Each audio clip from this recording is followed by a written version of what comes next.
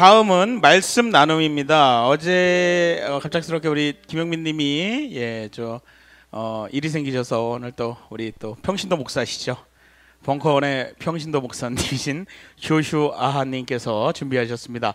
요한복음 1장 14절의 말씀으로 벙커원 교회 맨얼굴이라는 제목으로 하셨습니다. 우리 다 같이 읽겠습니다. 말씀이 사람이 되셔서 우리와 함께 계셨는데 우리는 그분의 영광을 보았다.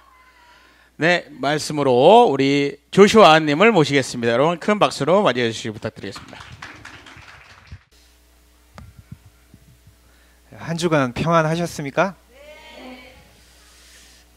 해마다 12월이 되면 자동적으로 저는 긴장해야 될 것 같습니다. 작년 대선 전후에도 비슷한 일이 생겼죠. 저녁 늦게 연락을 받아서 갑작스럽게 또 말씀 강단 자리에 서게 되었는데 이제는 12월만 되면 자동적으로 그냥 긴장하고 준비하고 있겠습니다. 그렇게 돼야 될 상황인 것 같아요. 안팎으로 뜨거운 한 주를 우리가 보내고 있습니다. 지난 한 주가 이 변화무쌍에서 한 주 한 주 우리가 가까운 미래를 예측하는 게 굉장히 좀 힘들어지는 것 같습니다. 천주교에서 시작된 이 시국 선언의 횃불이 개신교를 거치고 이제 불교, 조계종을 건너서 점점 더 확산되고 있는 그런 시점입니다. 저희 자랑스러운 이 후배들, 장신대 학생들이 시국 선언을 지난주에 했습니다. 굉장히 놀라셔야 됩니다. 왜냐하면 이 장신대가 예전에 안 그랬는데 요즘에는 보수 성향을 많이 띠고 있기 때문에 이 학생들이 시국 선언을 했다는 건 굉장히 놀라운 사건입니다. 뒤를 이어서 한신대 학생들도 시국 선언, 한신대는 늘 그런 일에 앞장서죠. 참여했습니다. 나라 안에서는 이 명백한 국정원 부정선거 개입 사건들 계속 확산되고 있습니다. 5만 건, 121만 건, 어제 법무부 장관 직접 2100만 건, 그 다음에는 이 억 단위로 갈란가요? 너무너무 이렇게 커지고 있는 이런 사건들을 목도하고 있습니다. 심지어 청와대가 이 검찰 수사에 개입한 증거들까지 포착되고 있는데 늘 그렇듯 개인적인 일탈로만 이렇게 빠져나가면서 미꾸라지 빠져나가듯이 또 몸통 자르고 꼬리 자르고 하는 그런 모습 보일 때 국민들이 그다지 수긍을 하지 못하고 있는 그런 현실입니다. 다소 보수적인 이 교회의 언사 집회 가운데 예언 말씀 하나가 들려졌습니다. 한번 읽어볼까요? 거짓말하는 자들이 다 드러나고 쏟고 있는 국민들이 진실을 알게 될 것이다. 2주 전에 레베카님 말씀하셨죠. 이럴 때는 아멘 이렇게 하셔야 됩니다. 자, 다시 한번 읽어볼까요? 거짓말하는 자들이 다 드러나고 쏟고 있는 국민들이 진실을 알게 될 것이다. 네.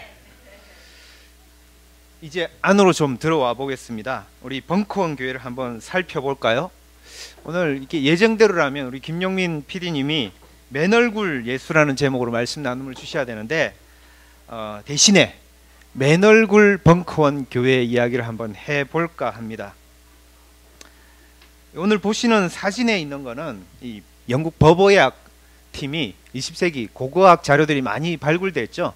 팔레스틴 1세기 팔레스틴 지역에 이 유골들이 많이 발굴이 되었고 그 다음에 기타 역사 자료를 보강해서 이렇게 복원을 해 보았더니 아마 이런 얼굴이 예수님의 얼굴이 아니셨을까 이렇게 생각을 하면서 그려낸 모습입니다.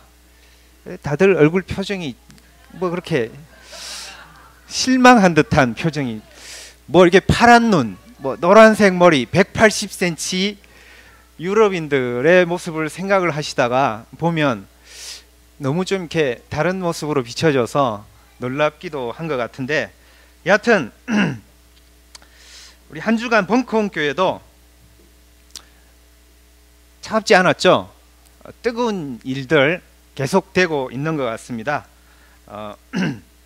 걱정하는 분들 들어 계시기도 했었고 또 어떤 분들은 이제 우리는 좀 성숙되었으니까 또 잘 소화할 수 있을 것이다 이런 얘기해 주시는 분들도 계신 것 같아요.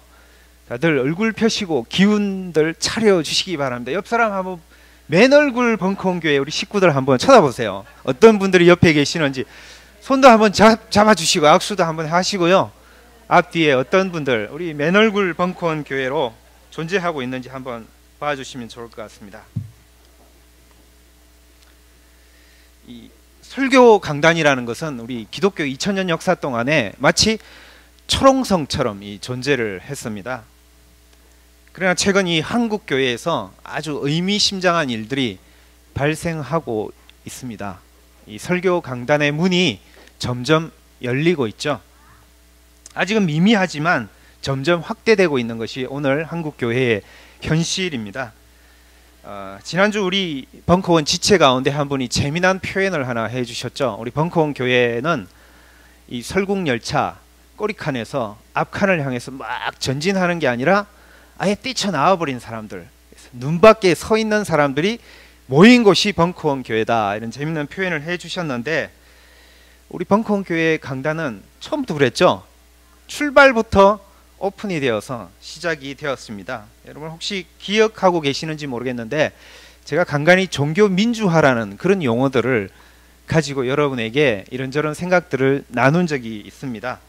경제가 민주화될 필요가 있듯이 종교 영역 또한 수직적인 이 계급 냄새를 좀 없애고 수평적인 나눔과 참여가 필요하지 않을까, 여러 차례 문제를 제가 제기를 했습니다. 제가 이제야 실토를 하는데 벙커원 이 교우들이 2주 전까지 저의 마루타로 실험이 되었습니다.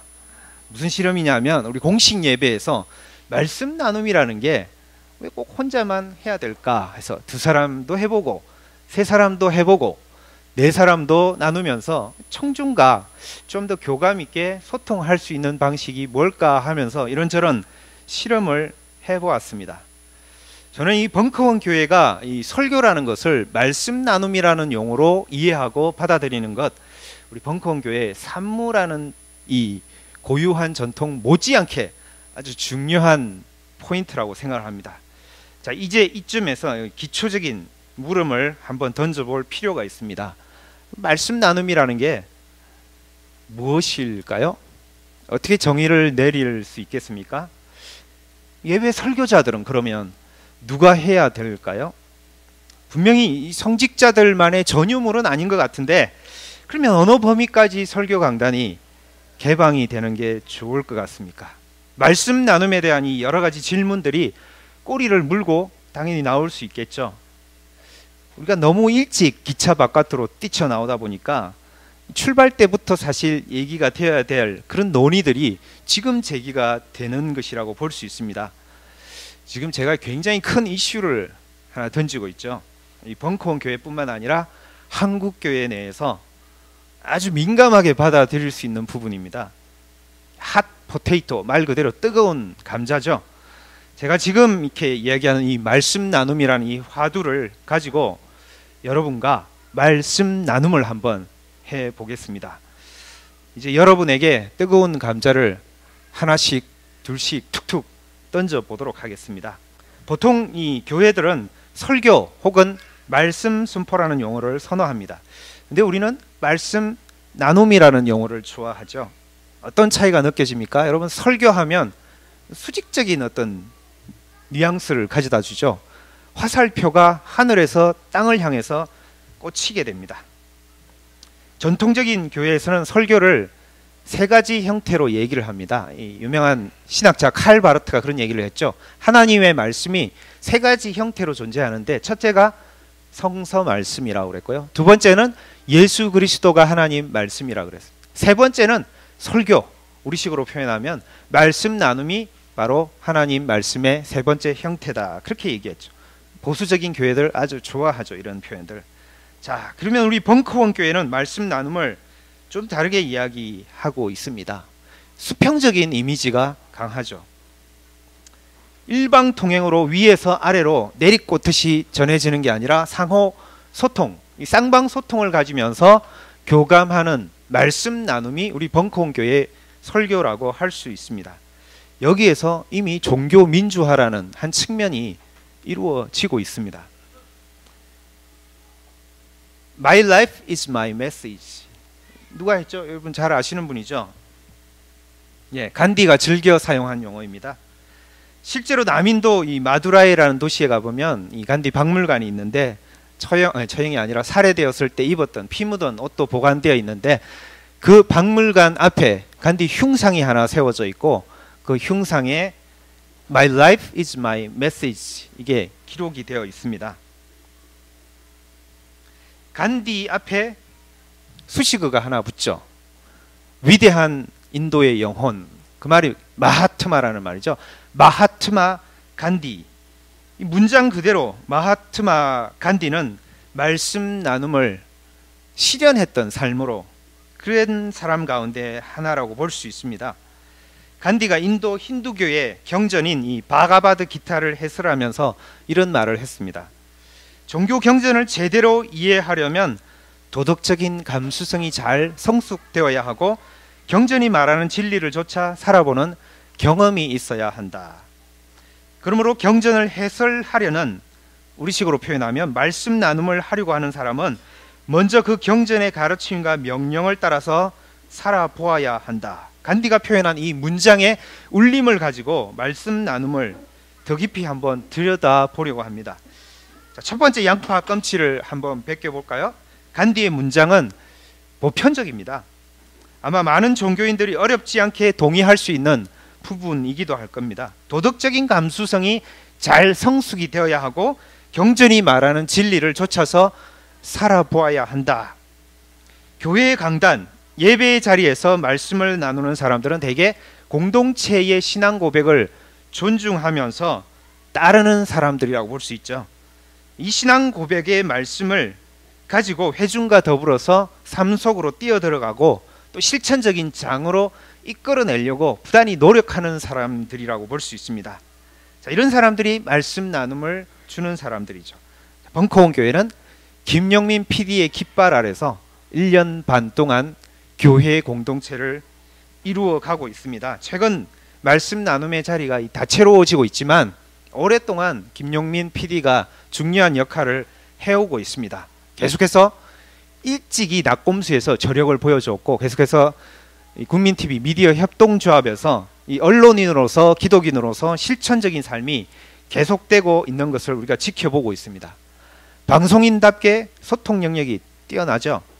성서의 언어를 오늘의 정치 현실, 사회 현실 아래서 대중 언어로 잘 풀어내어서 말씀 나눔을 소통을 또 잘 해주고 있습니다. 그렇기 때문에 그 말씀 나눔이 지금까지 저와 여러분에게 우리 벙커원 교우들에게 무리 없이 흔쾌히 수용되었다고 볼 수 있을 것입니다.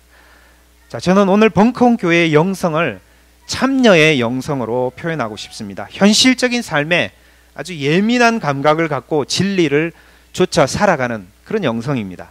마하트마 간디가 자서전을 하나 썼죠. 제목이 진리를 향한 나의 실험 이야기라는 거죠. 진리가 무엇인지 자기 삶으로 실험하듯이 살아내었습니다. 그렇기 때문에 마하트마 간디가 My life is my message. 내 삶이 내 메시지입니다. 그 삶의 현실에서 이런 메시지가 만들어졌다고 볼 수 있겠죠. 근데 이 사실 간디의 말에 원조가 있습니다. 간디 어록의 원천 가운데 하나가 신약 성서라고 볼 수 있습니다. 실제로 마하트마 간디가 신약 성서를 즐겨 읽었고 그 중에서도 산상수훈 말씀을 아주 좋아했죠. 그래서 기차 길 앞에 모인 청중들을 대상으로 강론을 펼치면서 신약 성서 산상수훈 이 부분을 펼치고 이야기하기도 했습니다. 실제로 기독교 역사에서 진정한 기독교인은 단 한 명뿐이었고 그분은 십자가에서 돌아가셨다. 니체가 그런 얘기를 했죠. 간디도 비슷한 표현을 했습니다. 제대로 된 기독교인은 가만히 살펴보니까 예수님 한 분이셨고 나머지는 어떻게 좀 간디의 용어 이 내 삶이 곧 나의 메시지입니다. 이 말의 원조가 바로 예수님입니다. 오늘 요한복음 말씀에 등장하는 예수님 사건이라고 볼 수 있죠. 자, 이제 요한복음 기자의 시선을 가지고 하나님 말씀 나눔의 양파 껍질 안으로 들어가 볼 필요가 있습니다. 요한복음 예수님 사건의 핵심은 인카네이션이라는 용어이죠. 여러분 카네이션 잘 아시죠? 성육신 할 때 인카네이션, 카네이션이라는 말은 원래 어근이 피부, 살갗이라는 그런 뜻을 가지고 있습니다. 라틴어인데요. 인, 안으로라는 거죠. 피부, 살갗 안으로 들어가셨다는 그런 뜻이 인카네이션, 성육신이죠. 하나님 말씀이 카네이션이라는 이 사람의 살갗 안으로 들어갔다는 거죠.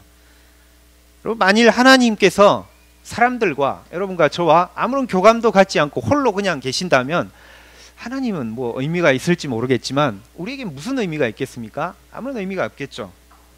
그래서 요한복음의 신학은 하나님이 사람과 관계를 맺는 일을 인카네이션으로 나타내고 있습니다. 지난 2주 전에 제가 구원 퍼즐 조각들 여러 개 말씀드렸는데 다시 한번 이 관계 맺기라는 이 부분을 상기시켜 볼 수 있을 겁니다. 여러분, 에덴 동산에서 끊어져서 소외된 자리에 처해 있었던 사람들, 이 사람들이 하나님과 화해를 다시 가져서 이 관계가 맺어진다는 그 퍼즐 조각이었죠.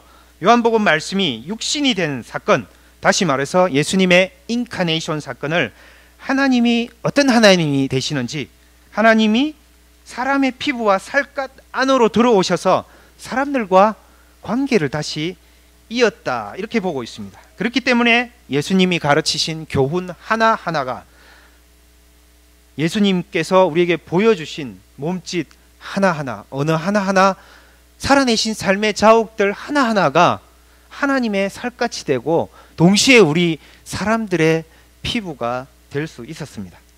바로 이 부분에서 말씀 나눔이라는 정의를 우리가 다시 한번 곱씹어 볼 수 있겠죠.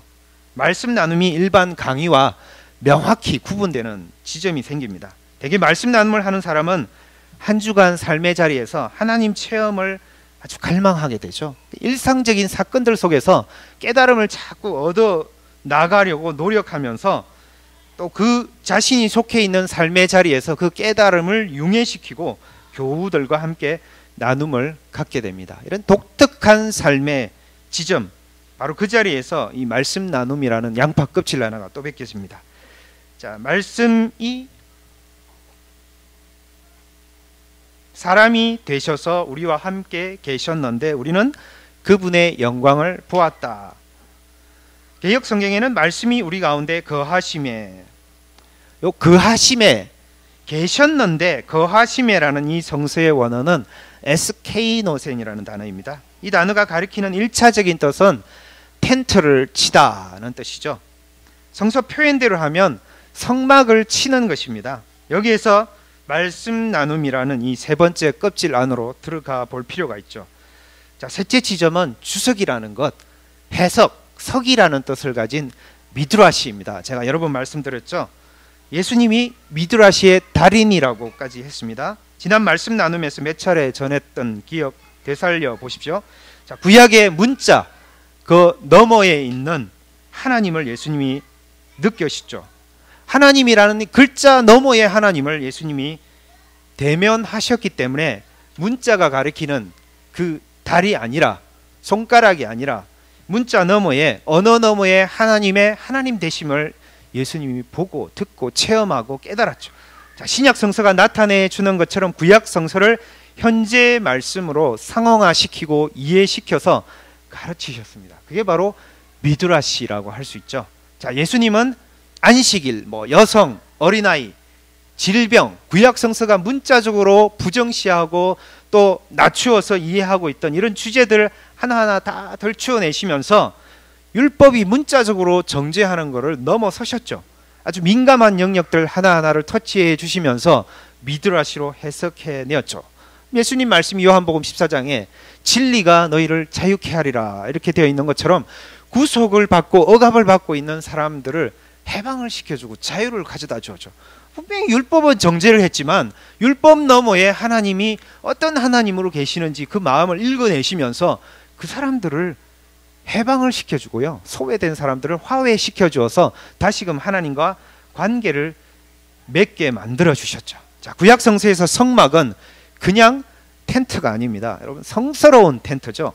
자, 출애굽 이야기에서 성막은 하나님과 만나는 예배의 공간이 됩니다. 구원의 기쁨을 현재의 경험으로 살아내는 신앙이 만들어지는 곳이 바로 구약의 성막입니다. 이 성막은 이후 이스라엘 역사에서 성전이 되죠. 예루살렘 성전이 되었는데 요한복음 기자는 오늘 말씀에서 구약의 산봉우리들을 몇 개를 지금 떠올려주고 있습니다. 멀리 출애굽기라는 이 봉우리에서 시작을 해서 성막의 산봉우리를 거쳐서 성전의 산봉우리를 이어서 그 다음 이 신학적인 단어 텐트를 세운다, 거하심에 함께 하신다는 이 단어를 가지고 예수님 사건을 풀어내주고 있죠. 그게 바로 인카네이션입니다. 우리 피부, 살갗 안으로 하나님 말씀이 들어왔다는, 에덴 동산에서 쫓겨난 것처럼 이 소외된 삶의 자리를 살고 있었던 사람들, 바로 그 사람들에게 하나님의 말씀이 살갗으로 피부 안으로 들어가셔서 텐트를 치신 사건이 바로 예수님 성육신 사건입니다. 말씀이 육신이 되어 우리들 가운데 거하심에, 이 말의 참 뜻이죠. 오늘 말씀의 표현처럼 예수님 안에 하나님이 텐트를 치셨습니다. 자, 예수님이 하나님의, 그리고 하나님과 사람들의 그 살갗과 피부가 되었다는 거죠. 어떤 의미에서 말씀 나눔의 가장 기본은 성서를 해석하는 능력이라고 할 수 있죠. 그래서 성서의 텍스트라는 말씀이 도대체 어떤 상황 가운데에서 해석이 되고 또 수용이 되고 받아들여졌는지, 구약 성서 속에, 신약 성서 속에, 또 교회 2000년의 역사 속에서 그 말씀이 새롭게 변해가고 있는 맥락, 상황 속에서 또 어떻게 받아들여져 나갔는지 그거를 살펴보는 거죠. 자, 그리고 난 다음에 도대체 그 말씀의 참뜻은, 그럼 오늘 지금 여기에서 살아가고 있는 여러분과 저에게 오늘의 삶의 자리에서는 또다시 어떤 말씀으로 이해될 수 있을까? 이 시간 공간이라는 몇천 년의 그 갭이 메워지는 자리가 바로 이 말씀 나눔의 자리라고 할 수 있을 겁니다.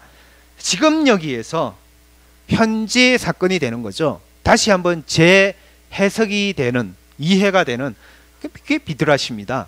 그게 바로 말씀 나눔의 자리죠.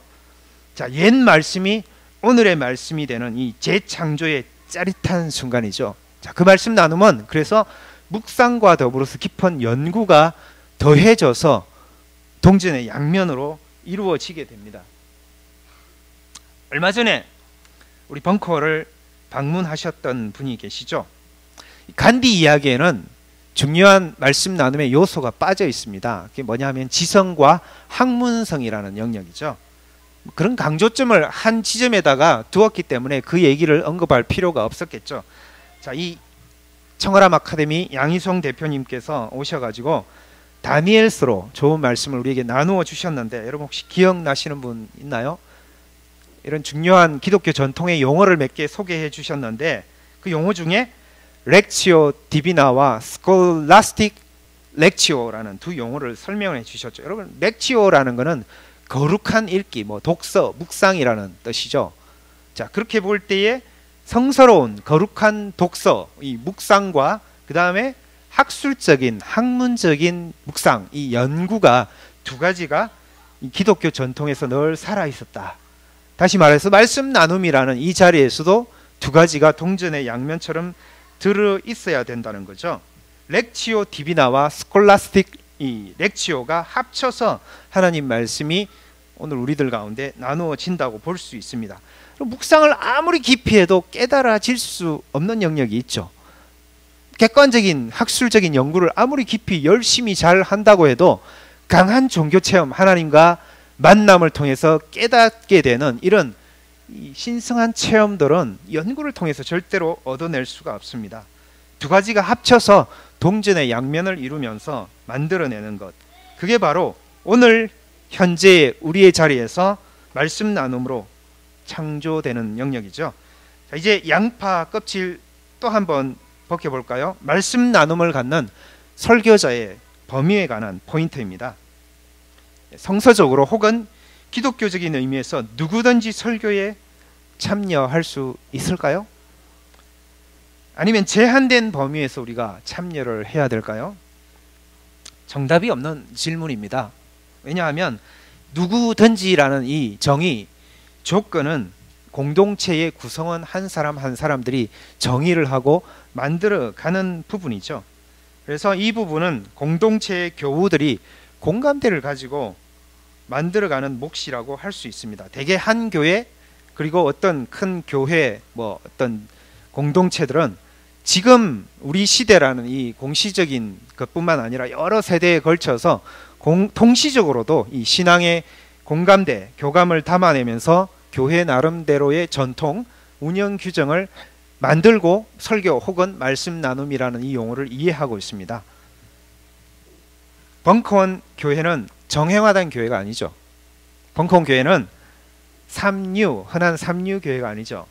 그러니까 산무 교회이지 않습니까? 자, 제가 벙커원 교회를 말할 때 즐겨 쓰는 표현이 있죠. 벙커원 교회는 백지, 흰 도화지입니다. 여백이 굉장히 많은 도화지입니다. 거기다가 이제 막 그림을 그리기 시작한 개척교회의 흰 도화지죠. 여기에다 여러 질문들이 연이어서 나오고 있습니다. 그리고 많은 대답들이 여기저기에서 또 주어지고 있죠. 경우에 따라 우려되는 일이 있을 수도 있고요. 때에 따라 또 희망이 뒤섞여서 표현되고 있기도 합니다. 벙커원 교회의 화가가 한 명 아니죠. 여러 명이죠.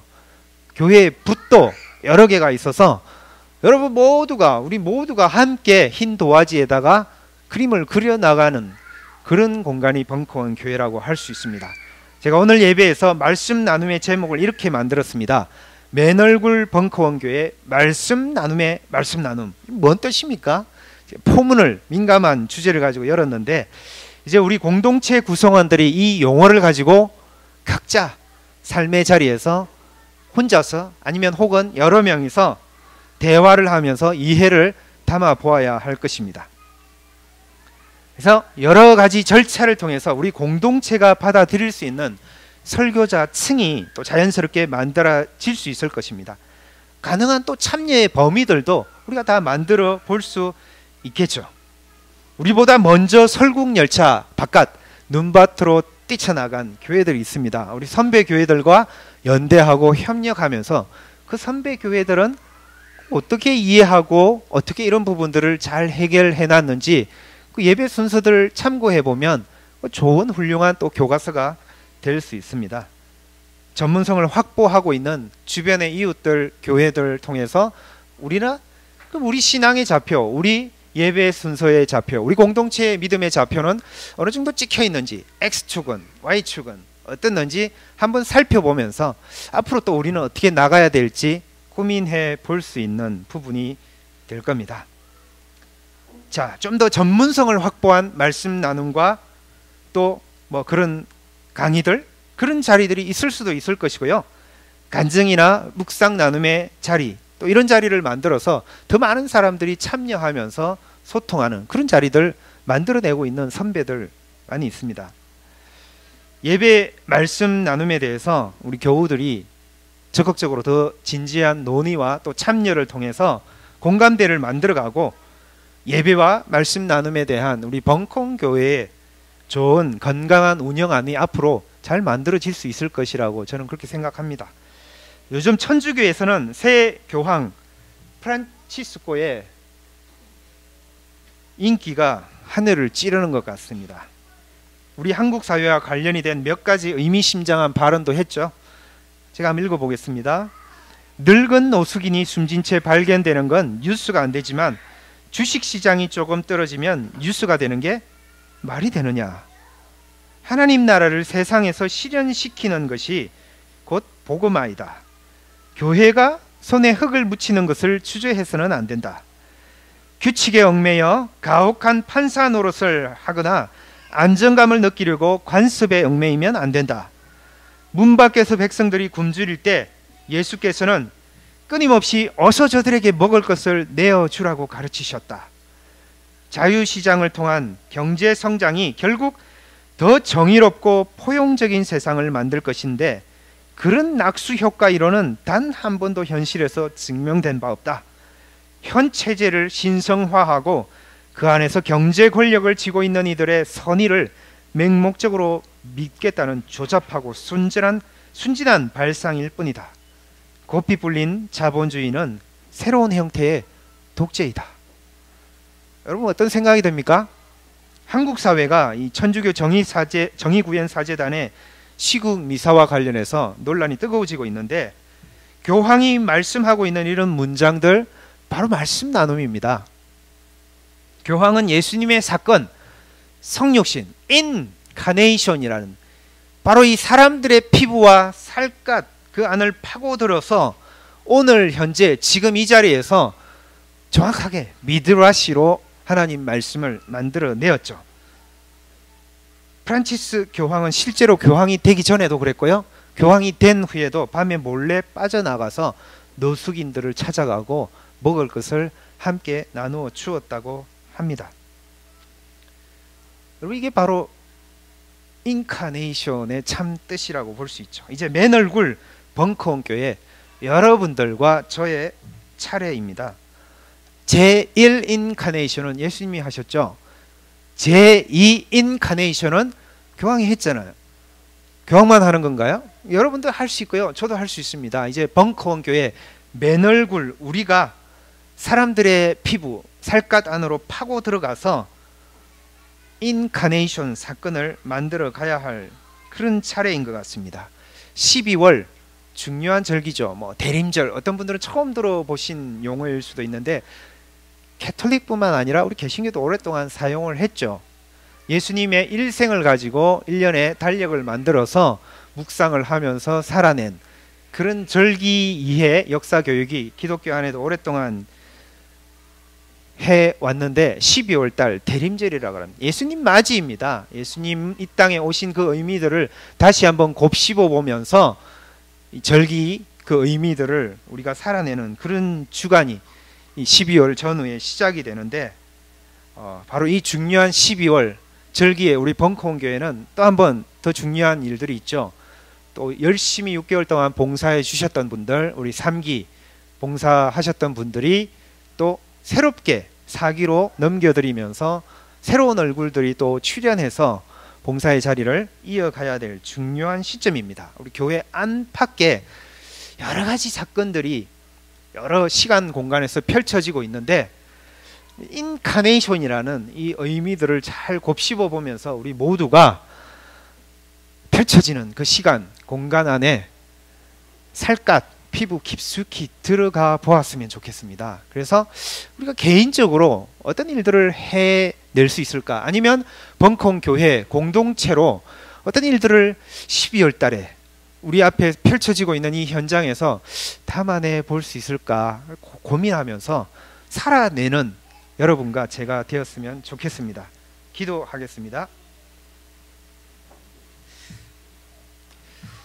하나님, 오늘 하나님의 말씀을 통해서 맨 얼굴 우리 벙커원 교회를 돌아보았고 또 그 하나님 말씀 나눔을 통해서 우리가 앞으로 우리 앞에 펼쳐진 이 귀한 시간 공간 안에서 어떻게 제2의 인카네이션을 할 수 있을지에 대한 그 고민들도 한번 담아내서 나누어 보았습니다. 말씀이 살아서 생명으로 우리들 모두에게 다가와서 또 여러 사람들, 고통받는 우리 이웃들 그 곁으로 다가가서 성육신하는 제2의 사건들을 한번 우리 모두가 담아내고 만들어 보았으면 좋겠습니다. 예수님 이름으로 기도드렸습니다.